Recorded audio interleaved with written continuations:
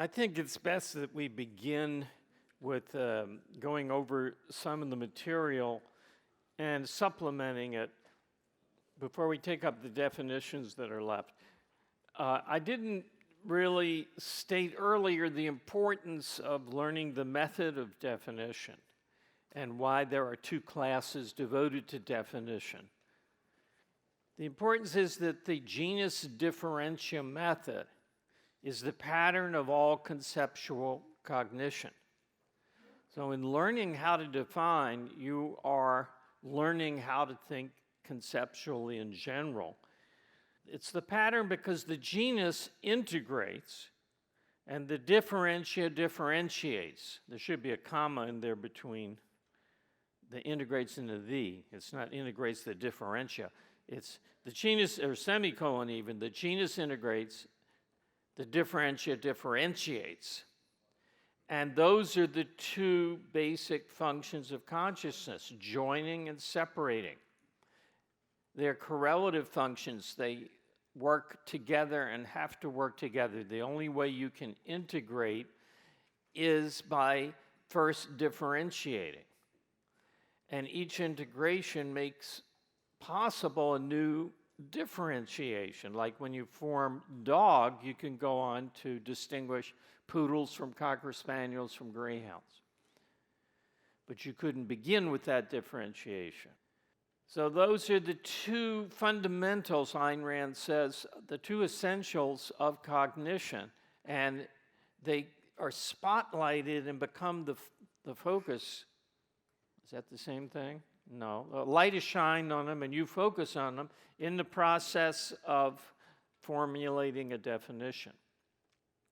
I was asked last time privately, what's the difference between the genus and the conceptual common denominator? If you know that from my earlier lectures or from Ayn Rand or someone else's earlier lectures, the conceptual common denominator bears a very close relationship to the genus, but I want to clarify what the difference is.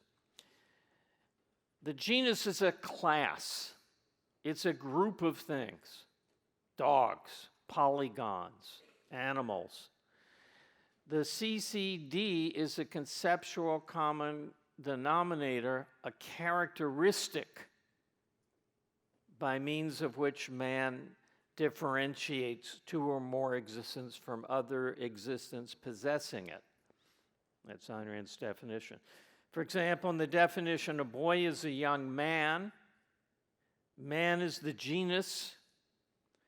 Age is the conceptual common denominator. Age is the characteristic by means of which we differentiate boys from non-boys within the man category. Now, actually, man here is being used equivocally, not really equivocally, but in two senses. On the right here, I'm distinguishing adult man, a grown-up man, right, from a boy. And I'm saying below the age of about 4, you probably wouldn't think of, oh, he's a boy now. He's still an infant, a toddler, whatever. And I won't fight for 4, but certainly at 2 months, he's not a boy. He's male, and informally we would call, oh, it's a boy baby, but he's not a boy. We mean by a boy some male child who's between the ages of roughly 4 and the age of majority, which is conventionally 21, somewhere in that range. So the age, the number of years lived, is the characteristic that differentiates boy from man. Boy less, man more, right? The genus is human being, in that sense of man. The genus is, well, actually, I guess male human being. The genus is male human being. Man in that sense. So there are 3 senses here, aren't there? There's human being, male human being, and grown-up male human being are all called man. I hadn't realized that before. All right, now I want to go over what makes an example good because it's all about thinking in examples. Examples have to be, you remember, concrete and specific, and now I'm differentiating from not abstract or generalized. For example, if you have a conflict and you want to give an example, you can't say a man wants to do something that his wife doesn't want him to do. That's not an example. A man wants to go out and play poker with his buddies and his wife doesn't want him to do it tonight. That's an example of a conflict. An example has to be clear. It can't be unclear, vague, or ambiguous. And I gave examples of that last time. This one I was asked about again. An example has to be clear-cut. And I gave him the example, Frank Lloyd Wright is not a clear-cut example of independence because he's mixed. Was independent in his architecture and quite dependent in his personal life. It can't be a borderline case. So you don't want to take a Neanderthal as an example of man, because it's not clear that he's actually up to the human status. You don't want to take, for your example of boy, a kid 20 years old and 6 months, or even a 4-year-old. They're too close to the edges.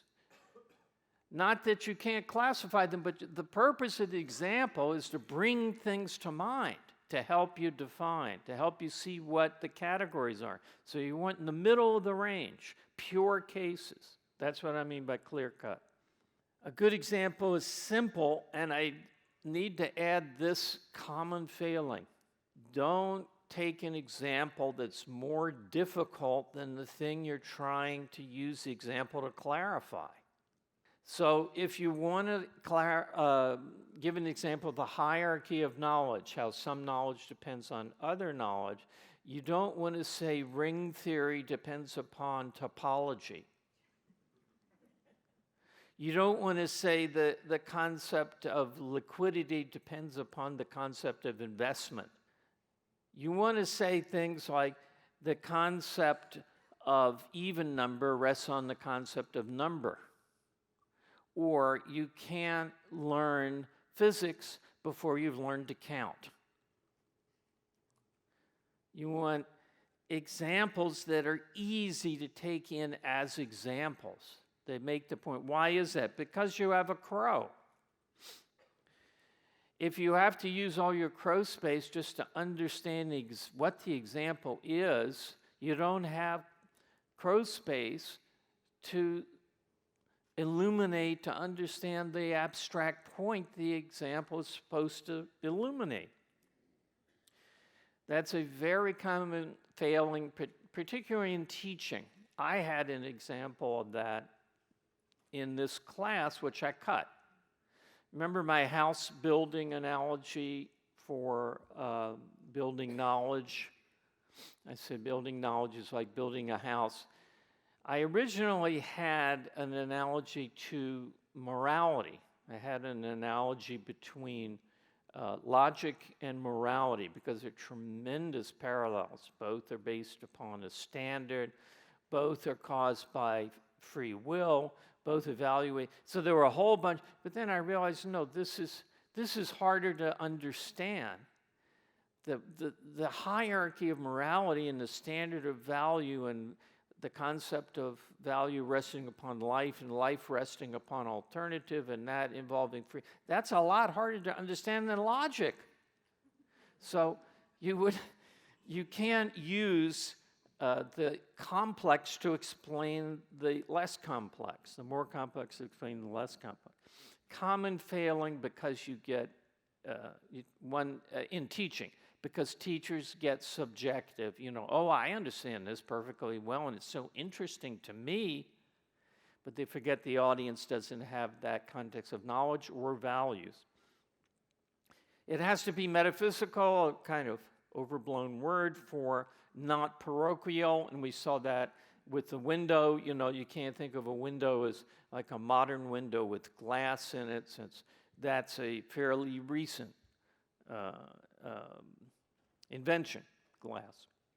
And it should be dramatic, not petty or boring, because the purpose is to get stuff out of your subconscious, and the subconscious works by values. So if something doesn't interest you, material is not going to come to mind. If you're fascinated by something, you have associations that you've formed to many things that will come to mind. So the knowledge of the example will work for you to the extent you care about the example and have stored things about it because you care about it. Okay, so that's a review of that. And then the rules of definition we'll quickly review. The rule of genus and differential states definition has to have that. The rule of reference is that the purpose of a definition is to indicate the units of the concept, to tie it to reality, so it has to do that. The rule of scope is it has to include all the units and only the units. And I should have stated all the normal units, because sometimes there are abnormal cases that are still included in the concept. So I did state that the purpose of a concept, of a definition, is to tie the concept to reality. It points down to the world from this abstraction in the air, brings it down to earth, okay? It is not primarily for looking at a thing here and saying, well, what concept does it fall under? Sometimes you can do that, but it's basically for tying the concept to the units. So some concepts have abnormal outliers that are in that don't quite fit the definition, but they're still included in the concept. For instance, man. You have a severely retarded person, and he hasn't got really a rational faculty, but he's still a human being. And there are two reasons why that's included. Number one, man is a rational animal. An animal is a living organism. Part of the nature of living organisms is that defects can occur. So that's included in the genus. It's implicit in the definition from the outset. And the second reason that slips in my mind right now why that is included, I guess it's just the basic thing is the concepts are based on similarities and differences, and even when there's three reasons. Even when the fundamental distinguishing characteristic isn't there, there may still be enough overall similarity to include it in the concept. And the other one is, interestingly, I said that rational animal means reason is his means of survival. And that's still true. Even for a person who can't use his own reason or won't. The only way he can survive is if someone else uses their reason to take care of him or to provide the values he begs or steals. That's a very important point. So if you have several distinguishing characteristics, which you often do, the fundamental one is the one for the definition. Now, why? I don't think I really said that. Why is the fundamental one the proper choice for the differential of your definition? Now, let's again concretize examples.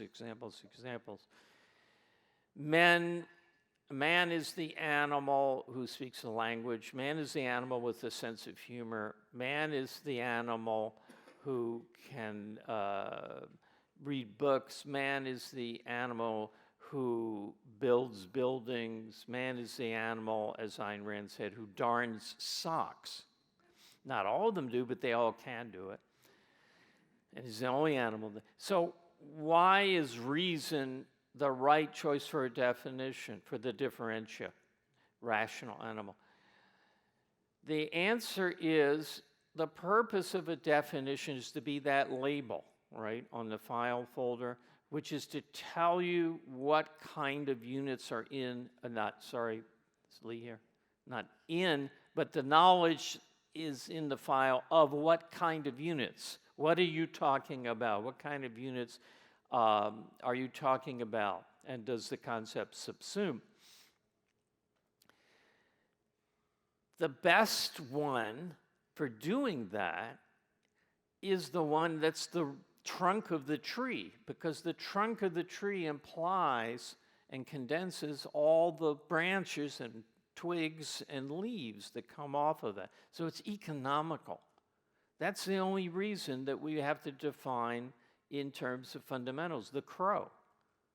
The crow is the only reason why we prefer to say, why it's right to say man is a rational animal rather than man is the animal with a sense of humor.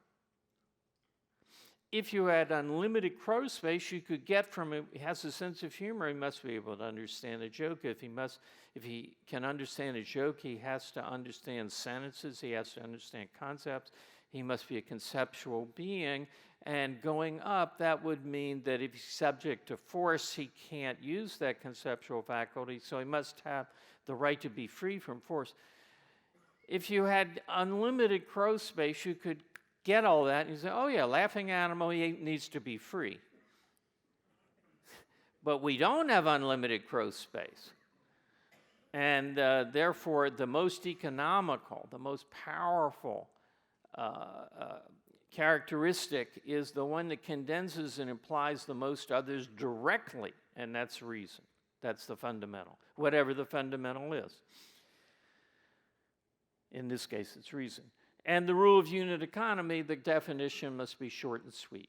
And it's the label, and you don't want to, again, it's the crow. You don't want to waste crow space on trying to understand an essay to find out what does that damn concept mean. How to define, to bring us up to date, give some examples of the concept, and that's half the battle right there. Ask what facts of reality give rise to the need for such a concept. In the case of most of the things we're talking about, we know what the need is because it's either so close to the perceptual level or it's something man-made. So this is going to pay off more in very abstract concepts than it is in some of the kinds of things we've been defining. Give some examples of the nearest relatives. That's 2/3 of the battle. When you got the example of the units and the nearest relative. Then you do the 3 main steps. Identify the genus. That includes the relatives and the units. Identify the differential. What makes the units different from the relatives? And that's usually pretty easy, now that you've narrowed it down. And then formulate the definition, which is usually the hardest part. So I recommend, but the least important part, because you've got it and you're now looking for the neatest way to express it, right? First, write it all out. Write that essay. Or make a list. Well, it's this and this and this and this. And then see what in that is the fundamental, what is the briefest, how you can condense it, and try and put it onto a grammatical sentence. And since you guys don't do this for a living, it's not of that much concern to you. But for me, I can spend 2 days. I can spend 3 days writing. No, I can say that better, writing another definition. And I did that with regard to dignity. I spent a long time thinking about and formulating dignity. And then finally test it against the rules. Okay, prize, we have left prize, dignity, and racism. I'm going to take them up in the order prize, racism, and dignity. And these are the ones that are more interesting to define than the 3 we had last time. So first, who would like to give some examples? And we need someone with the mic.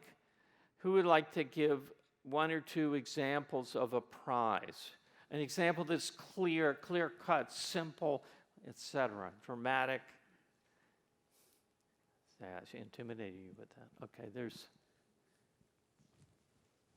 Both of you can give examples. We can use a lot of examples because some of them would be no good. Right. Rewards for an unusual or rare achievement?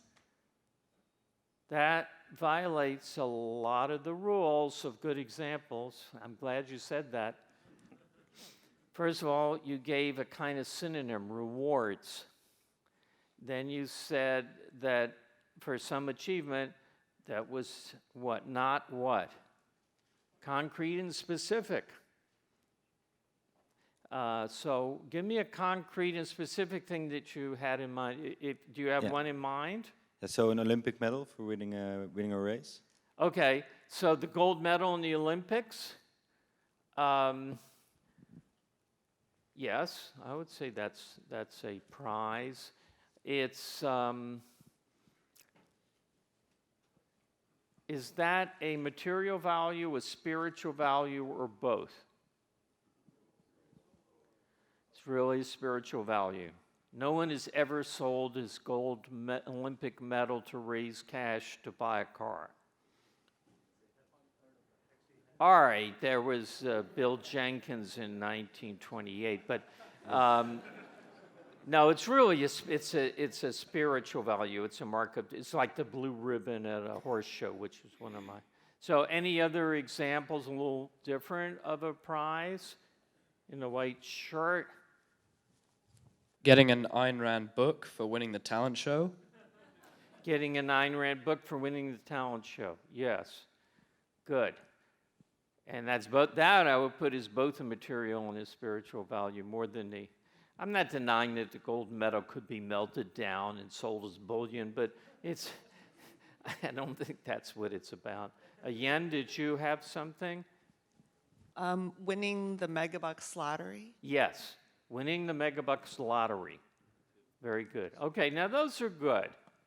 So we got the book for the talent show, the megabucks lottery, and the Olympic gold medal. I think those are good. Now you could have a totally spiritual value, like the winner of the strength contest will get a kiss from the beauty at the carnival.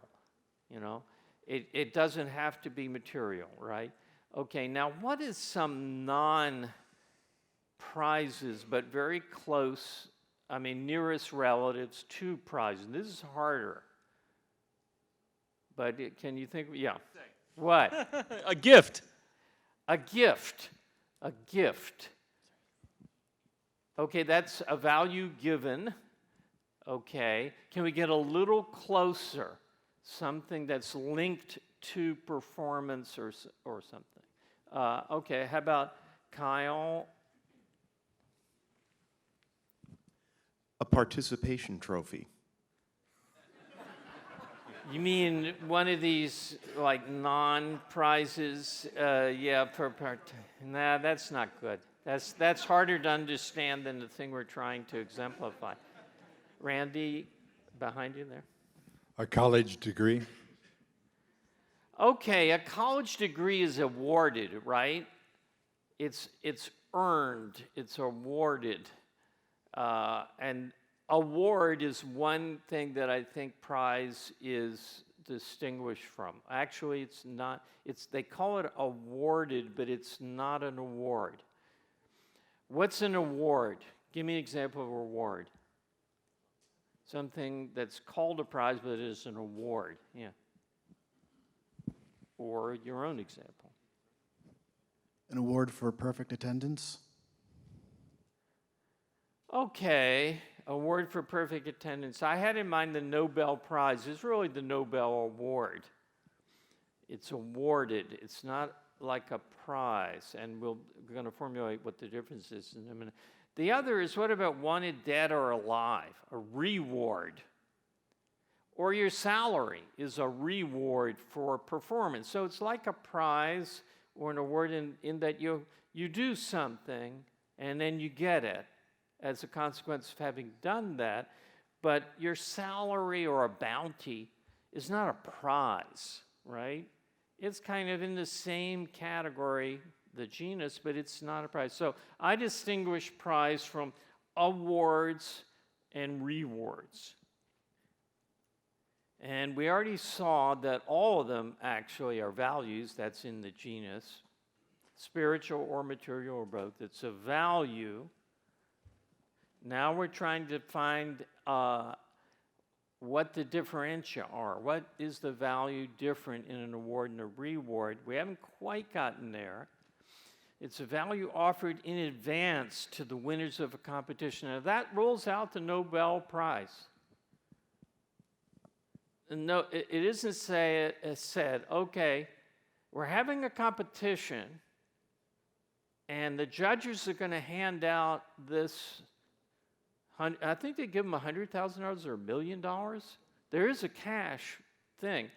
Whoever has the best paper on physics is going to get this money. So go to it, guys. That's not the Nobel Prize, i.e. an award.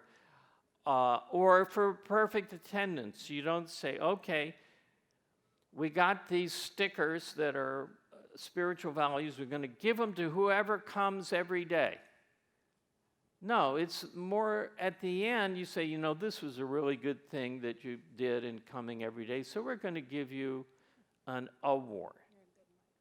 It's not offered in advance to a winner, and there's no competition for the perfect attendance. So an award is not held out like, here's the carrot, now go for it, guys.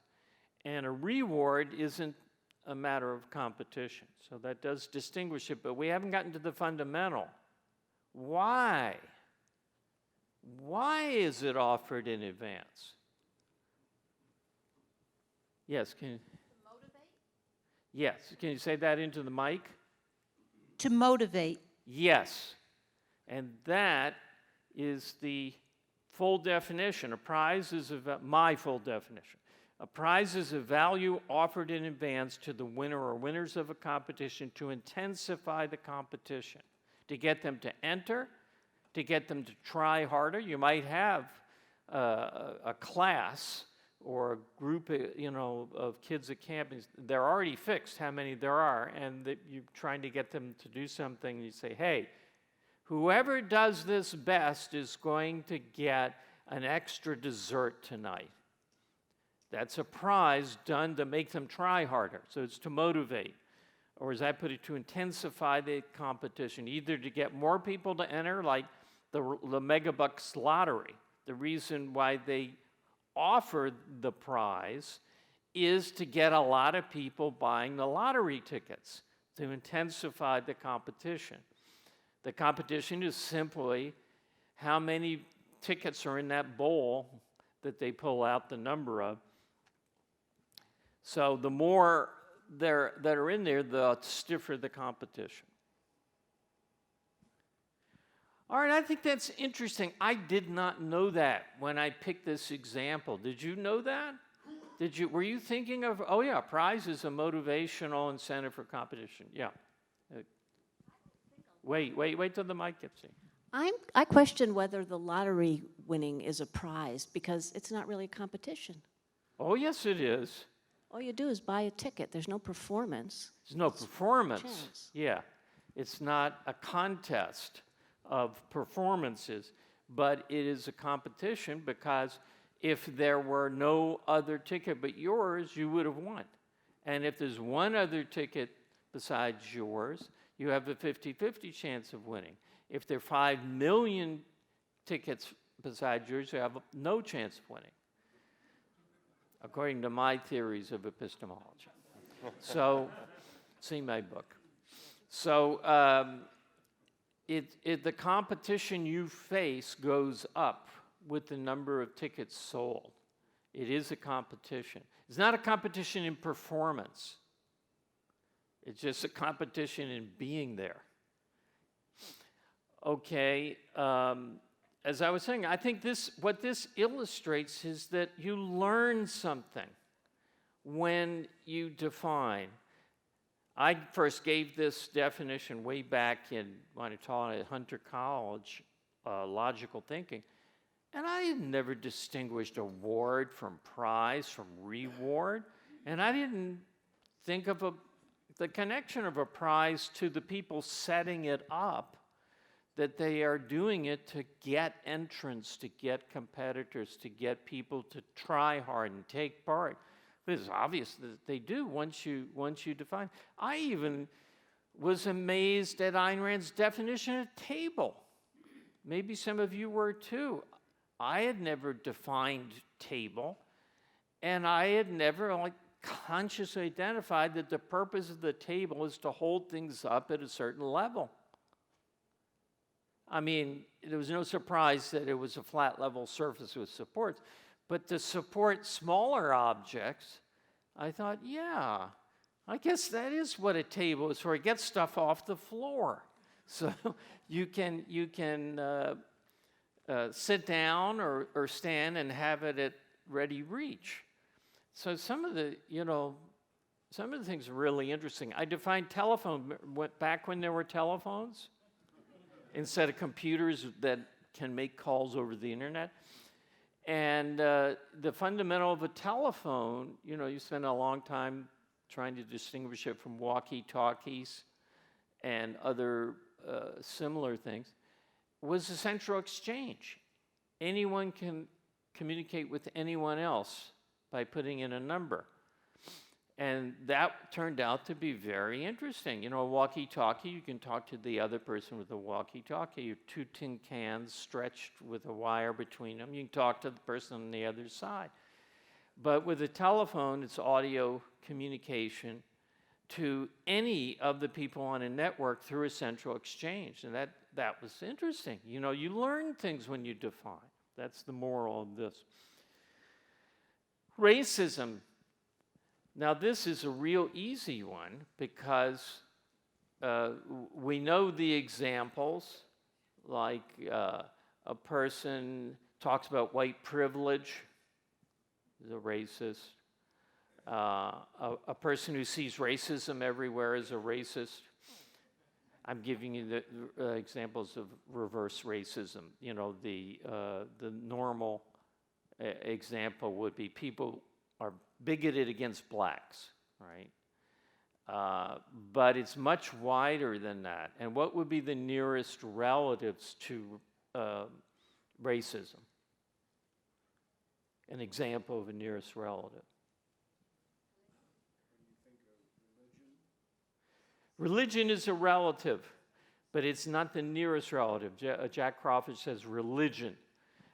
Religion, supernaturalism is an alternative to the genus of racism. What can you get a mic to this gentleman right in the back in the black? Prejudice? What? Prejudice? No.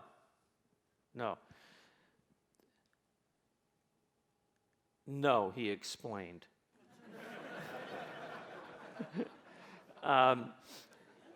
Prejudice is an attitude of prejudging someone. Racism is on an entirely different axis. Prejudice is a state of mind. Racism is a philosophical doctrine. So what other, or political, I'm not sure it rises to the level of philosophical. I'll try one more in the blue shirt here in the front. Xenophobia? In effect, you did the same thing he did.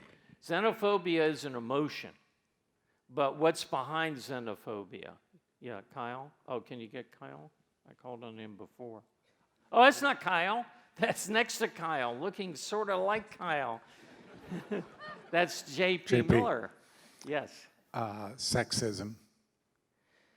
Yes, I will accept that. Sexism. I'll take Marxist class theory. Yes. Classism. Nationalism is a good one. Deutschland über alles, right? And that tells us right away what the genus is of all these things, is treating the individual as a member of a group, right? So it's collectivism is a genus, and then it only remains to say it's racial collectivism. And that, speaking of, profound light bulbs going off. When Ayn Rand wrote that article, Racism, it said racism is the lowest, most primitive form of collectivism. Wham! And you know, if you've made that identification that collectivism is the genus and you've integrated it to nationalism and Marxism, and insofar as it's class, their economic collectivism, you have completely turned the tables on everybody who's not an individualist, because then you know the opposite is individualism. The only thing that's not collectivism is individualism, the opposite. And then we have supernaturalism, is a little different than, I said the only thing, there are really three things in my pantheon. Collectivism, which says the individual is what he is because he's a member of a collective group. Supernaturalism, which says the individual is nothing in the face of God. He is what he is because God made him that way. He's God's slave. And individualism that says the individual makes himself and he's nobody's slave. So I think those are the three attitudes regarding the individual, or what is the unit, the collective, the supernatural order, or the individual.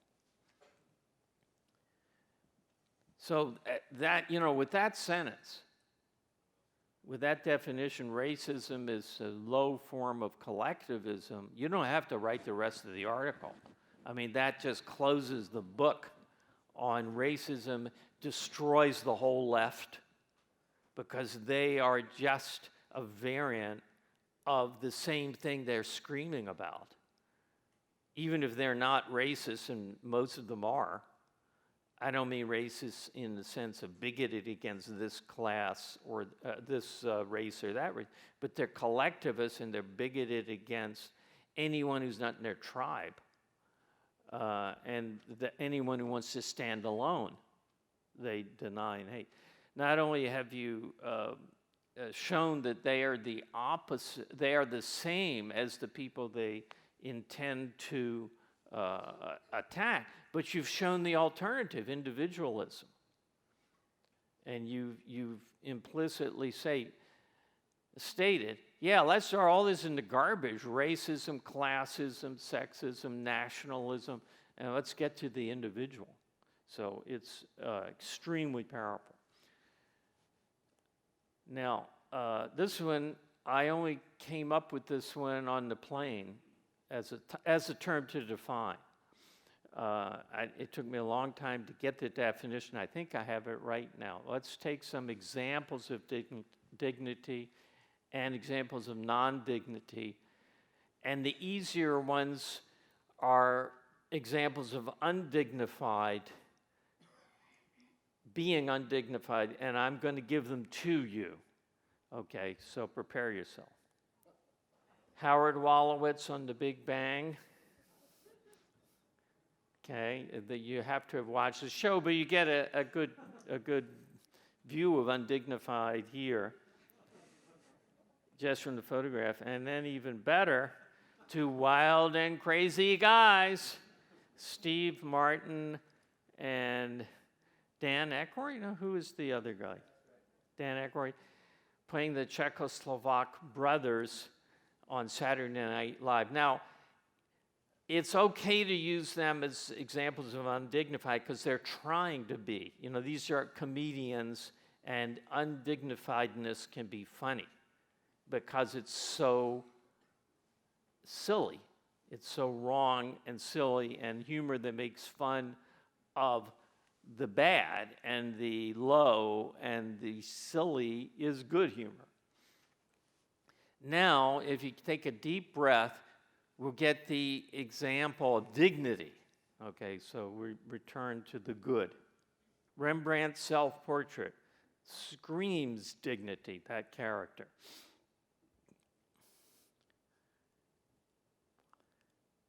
I think this is the one, the Frick, I'm not sure, in New York. All of his portraits are, self-portraits are of him either being sad and dignified or solid and dignified. And this, I chose the solid and dignified. So, what is it? The first differentiation of the wild and crazy guys and Rembrandt is their attitude towards themselves. Wolowitz and Steve Martin, the Czechoslovak brothers, have a low opinion of themselves, or not that the wild and crazy guys think they are bad or inefficacious or anything, but they don't take themselves seriously. They don't control themselves. They don't think they're important. Hey, let's have fun. That's their attitude. And Wolowitz is, I'm a schlump, and I know it. So the dignified guy takes himself seriously.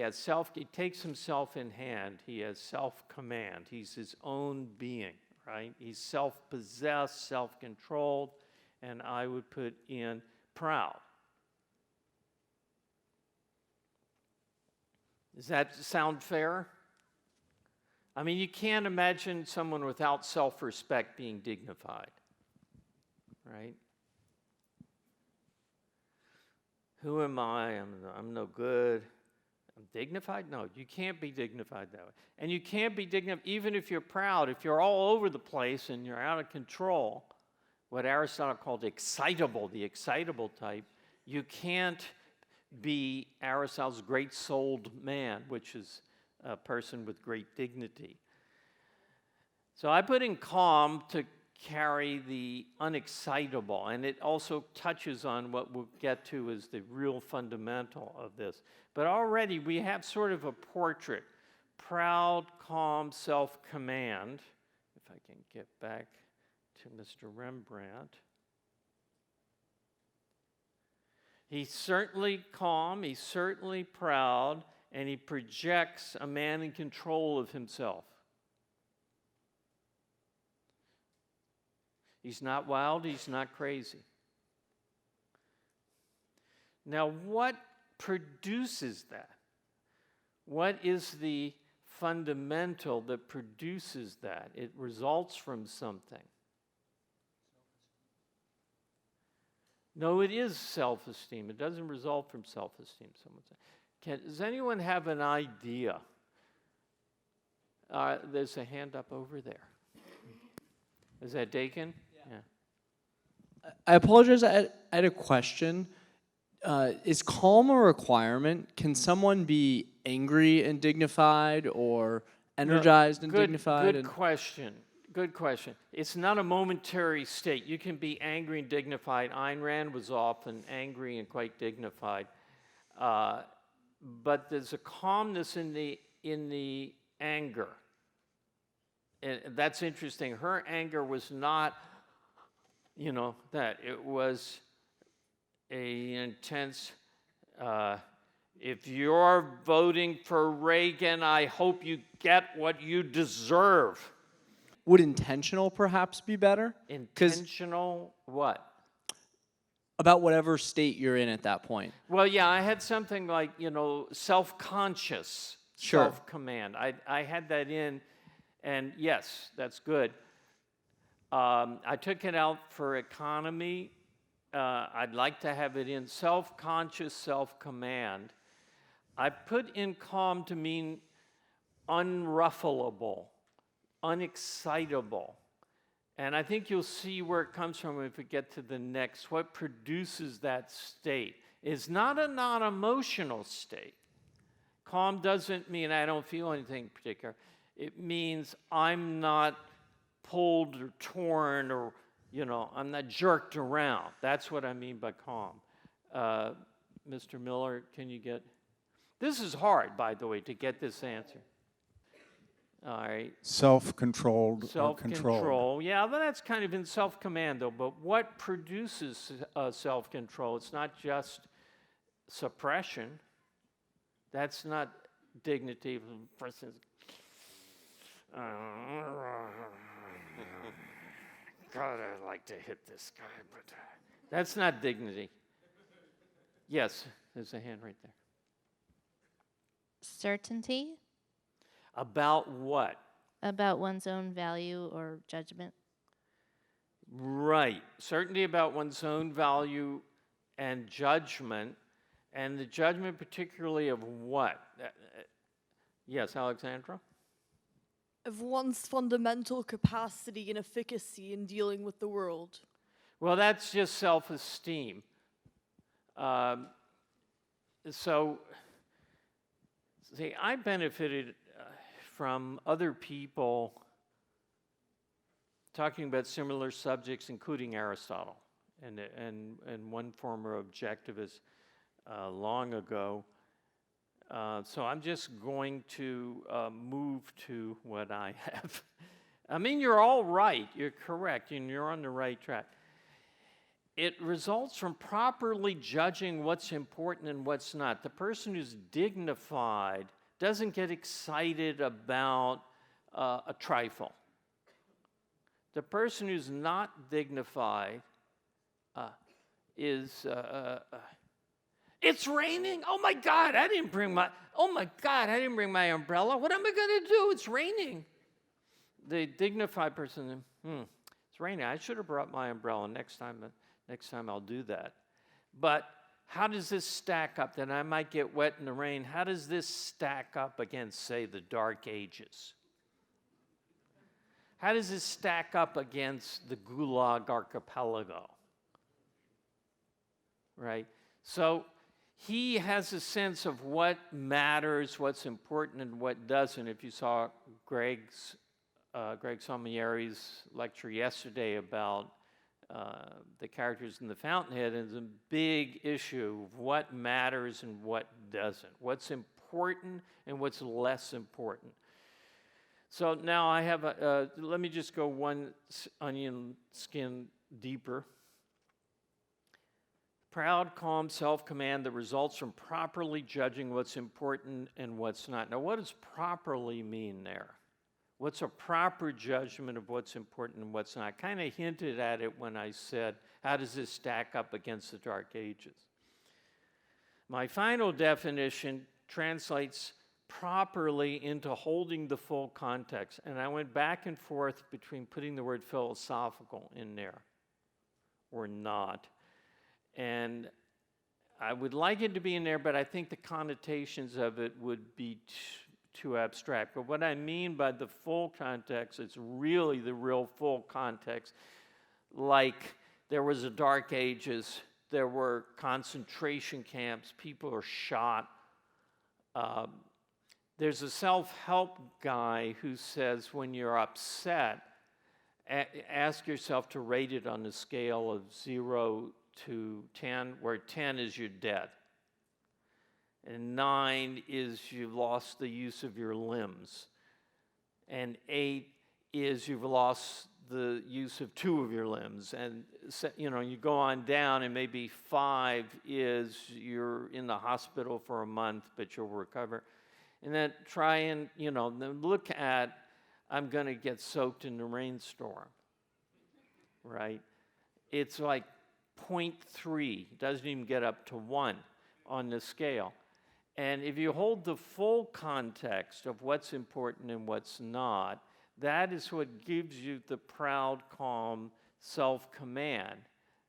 And that's why they say you associate dignity with age, because you've experienced the relative value and importance of this or that.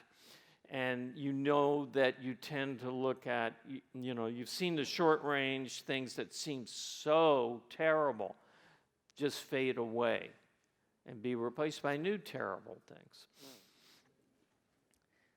So this is my final definition, and it I think does explain the not superficial, but the outward manifestation of the proud, calm self-command. Because this person who knows what matters and what doesn't get excited about trifles. He gets a little moved by the medium things, and the big, great things interest him, and he recognizes their greatness, which is beyond the ken of a wild and crazy guy, and certainly beyond the ken of Howard Wolowitz. So this is another example, I think, of where you learn something psychologically and learn about something to aspire to by forcing yourself to push and push and push to define a concept that you are quite familiar with. Yes. I think Yeah. there's a good example. I recently watched a couple excerpts in the movie Invictus about Nelson Mandela. And I think he would be a good example, at least how it was portrayed in the movie. Yeah. There's a scene where the African, the blacks, wanted to change the rugby team's name, the national rugby team. It was something black, whatever, I can't remember because I'm not a sports fan. And he comes and he tells them why that's not a good idea, and because they want to get rid of apartheid, and that's the thing that they can give that up because it's more important to pursue what they want to do. Yeah. It's a very so knowing the powerful scene. relative importance of this Exactly. and that, Yeah. is essential to dignity. What would be the nearest relatives? In some cases of polar concepts, the nearest relatives are the opposite. So for instance, for justice, the nearest relative is injustice. For dignity, the nearest relative is undignified, or excitable is a good one, and swept away, what do we call that? Foolish, penny wise and pound foolish. What is a single term for that? Impulsive, yeah. Undisciplined, callow. So if you can come up with a better definition, bring it in next time. I want to go on to the homework assignment and then I'll take your questions, but I just want to give the homework. I think we ought to define one more term now that we're expert at it. And rationalization is the term. And don't look up Ayn Rand's definition. Rationalization is a bad thing, right? We're talking about the sense of the term in which you say, oh, that's just a rationalization. I don't want to give a real example because that's part of your job. But I mean it in the bad sense, not in finding the real reason behind, but something other than that, the psychological, the defense mechanism of rationalization. Then we're moving on to the final topic, which is fallacies. And I've given you two things to find a fallacy in. A fully free society is an impossible ideal, and we have an obligation to preserve the environment. Turns out that both those two things are false. And who knew, right? Find out what fallacy is committed in them to begin our discussion, or to enter into our discussion at some point, of the fallacies that involve concepts and propositions. There are a whole bunch of fallacies, some of which are worth studying, like ad hominem, begging the question, that involve fallacies of argument. We're talking about concepts and to some extent propositions that misuse concepts. And that's where the more important fallacies occur. So I will take questions, and you had your hand up. You got the mic there? Yeah. Does not the definition of dignity have to include the word man so that people don't use it to refer to dogs and eagles and things like that? Well, let's see.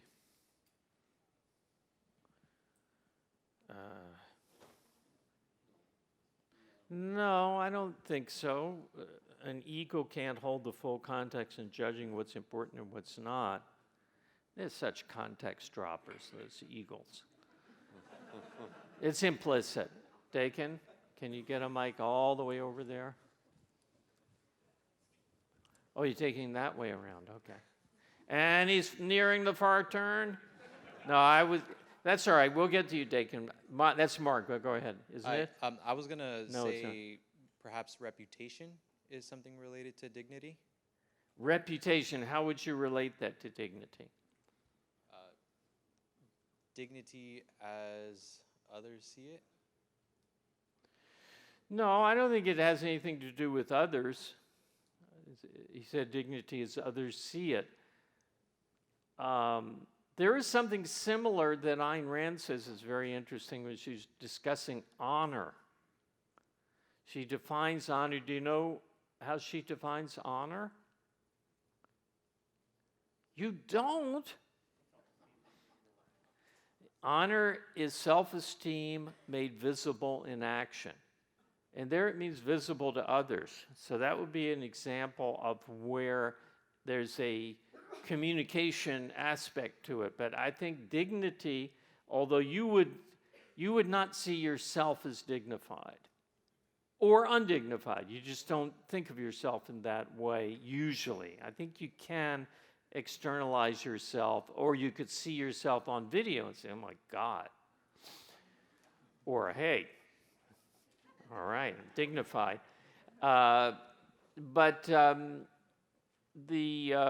Generally, you would look at someone else as dignified or undignified. So in that sense, it is more social, more external. But I don't think reputation is the opinion that others have of you. It's not an attitude that you have, which others perceive. Was there some other? Now I want to open. We're done? Yeah, we're done. We're done. We're done. Okay.